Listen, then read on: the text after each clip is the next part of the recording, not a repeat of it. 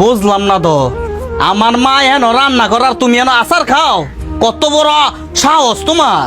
আরাম পাই লাইছো দি বেশি, হ্যাঁ? কিরে কি কস বৌমারে?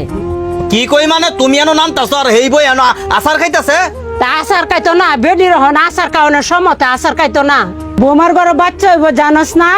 আল্লাহদের ঘরে আল্লাহ দে মার প্রতি দরদ উতলায় পড়তাছে এখানে। এসব বাড়ি বাড়ি কাজ কি ফেটা বাচ্চাইলে কেউ করে? আর আমি রান্না বান্না করতারি না?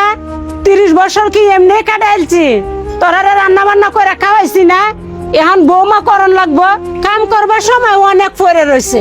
বেডির গরহন ফেডো বাচ্চা, এখন তুই চাপ দেশ বেডি কাজ করতে গে, অনেক সময় আছে করবো নে। আগে আমার নাতি ভালোভাবে ও, আমি দোয়া করি। আমি কাজ করলে কি হয়ে যাবো গা? আমি কি ওখানে বুড়ো হয়ে গেছে গে? আমি সব কাজ কাজাম, তুমি কিচ্ছু ধরো না, এর কথা তুমি কিচ্ছু মনে করো না। যাও বৌমা, দুজন একসাথে গরো ভাত খাও, আমি হাতের কাজটা শেষ করে আইতেছি। যাও তোমরা গরো যাও। বালাই তো আরামের ব্যবস্থা করে দিছে তোমার। ব্যবস্থা করে দিত না? আমার মা লাগে। আমার সোনা জাদু